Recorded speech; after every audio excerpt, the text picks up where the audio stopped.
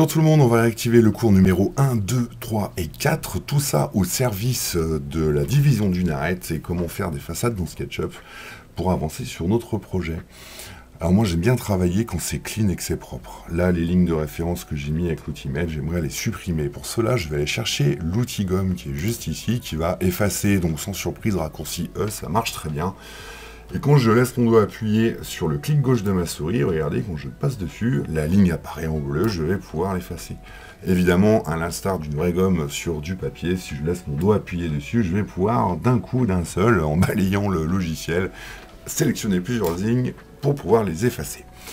Il existe une autre méthode pour effacer les lignes, une façon un peu plus massive, Nuclear Weapon Mode Fallout, c'est aller dans Édition et faire directement supprimer les guides.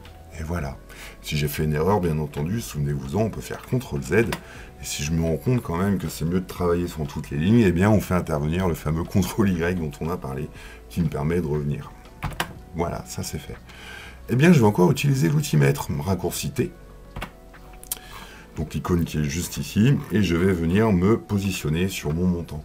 Je vais cliquer, lâcher, lui donner une direction, taper 5, entrée.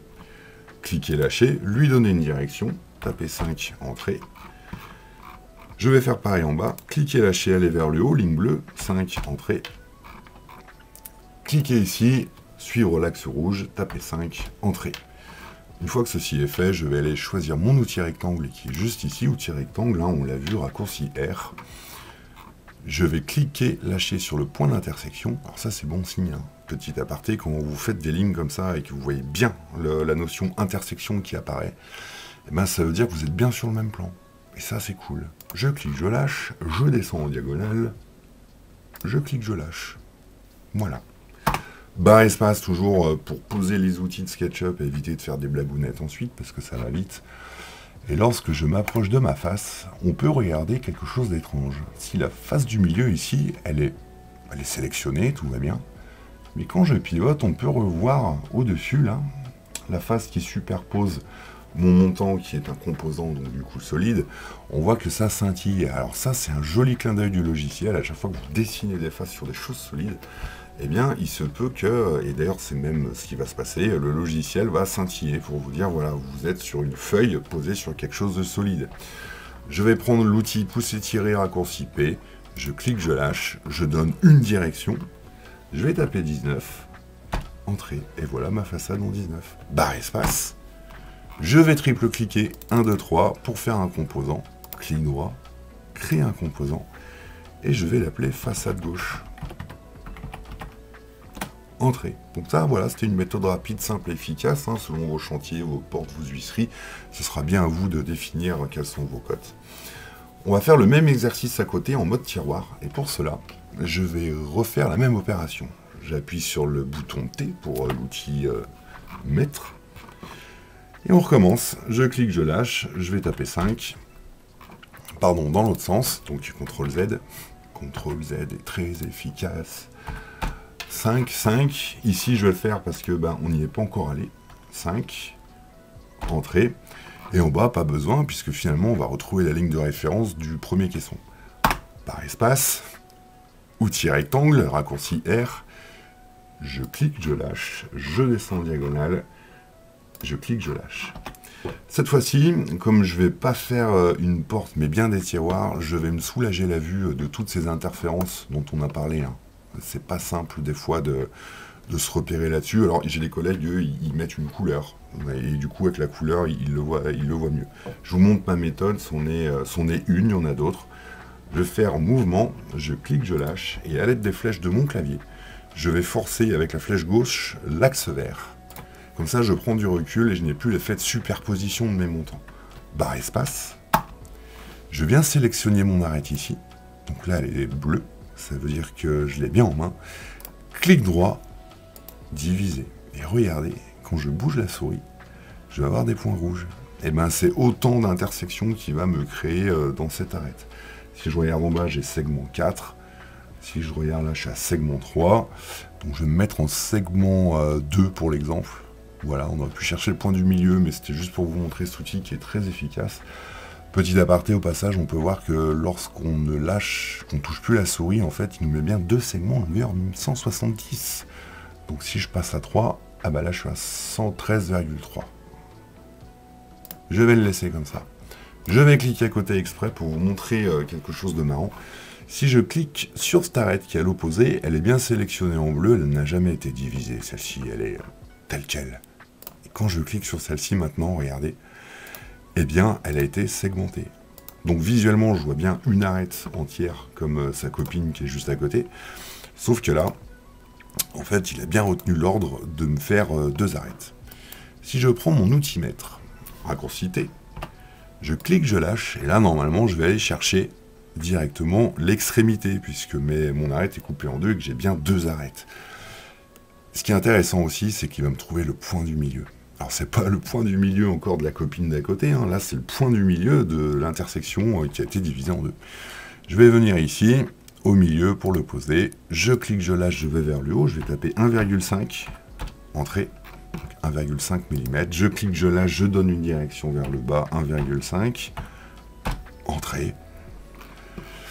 La suite, vous commencez à la deviner. Je vais faire appel à l'outil rectangle raccourci R. Je clique, je lâche. Attention, il faut être précis. Faut zoomer, n'hésitez pas à zoomer dans SketchUp, c'est très important. Je pars en diagonale, je viens ici. Je vais appuyer sur la touche E pour l'outil effacer, qui est la gomme. Et je vais venir à la fois effacer mes traits de repère, et je vais venir casser ma face ici. Et casser ma face de l'autre côté. C'est ce qui me permet en fait d'avoir 2 blocs indépendants. Je vais prendre l'outil pousser-tirer, je clique, je lâche, je lui donne une direction, je tape 19, et là, petite astuce du jour, bonjour, et bien en fait, le logiciel SketchUp retient bien en fait les dernières informations de pousser-tirer que vous avez eues. Donc si je viens sélectionner la face ici, et que je double-clique cette fois-ci, 1, 2, bah voilà, il va répéter la cote que je lui ai générée avant.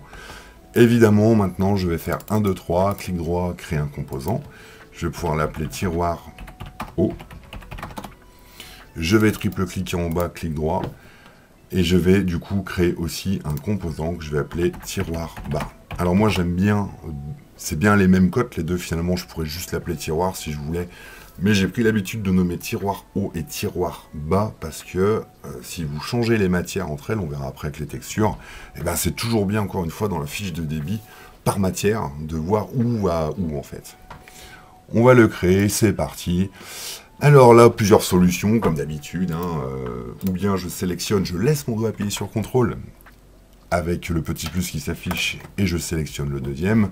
Pour les plus impertinents d'entre vous et les plus aventuriers, bien sûr, on va partir en haut, on va créer un rectangle, on lâche, et ça y est, c'est fait, on les a sélectionnés. Je vais appuyer sur la touche M du mouvement, je clique, je lâche, et à l'aide de mes touches de clavier numérique, eh ben, je vais pouvoir les déplacer. Hein. Alors des fois, hein, je vous laisserai tester, vous verrez, au début, c'est pas instinctif, où le vert, le rouge, le bleu. Alors le bleu, c'est toujours la flèche du haut, spoiler alerte, et le vert et le rouge, eh ben, vous trouverez rapidement sur votre clavier. Je vais bien venir la mener ici. Barre espace pour éviter les blagounettes, toujours. Et je reviens. Me voilà enfin avec à la fois une façade et 2 tiroirs. Je vais reprendre ma gomme et je vais prendre le temps d'effacer ces guides. Ah, vous avez vu, là, je suis allé trop vite, j'ai pris le groupe avec. CTRL Z, j'efface lui, je pivote, attention à la vue, très important. Et là, je le retire. Barre espace. Et nous voilà avec un début de mobilier qui se construit. L'outil cotation, je ne vais pas y passer beaucoup de temps dessus, je vous le montre quand même, parce que c'est surtout dans le layout que l'outil cotation va être anobli. Il est juste ici, je clique, je lâche. Je vais venir chercher une intersection ou une extrémité. Donc là, petit aparté, vous avez vu que non seulement il capte l'angle de mon montant, mais il l'affiche, parce que j'ai bien travaillé et que j'ai bien nommé mes composants. Voilà l'extrémité de la façade gauche. Je clique, je lâche, je clique, je lâche, je donne une direction à ma souris, et me voilà avec le 400. On peut recommencer autant de fois qu'on veut, je clique, je lâche, je clique, je lâche, ah, là il est un petit peu disparu, on va bouger, et je le pose. Automatiquement, quand vous le posez, si vous repassez dessus, on a l'outil mouvement qui apparaît, trop bien. Alors l'outil mouvement, pourquoi il est là? Bah, si je veux le recaler, donc je clique, je lâche, et là je descends. Voilà.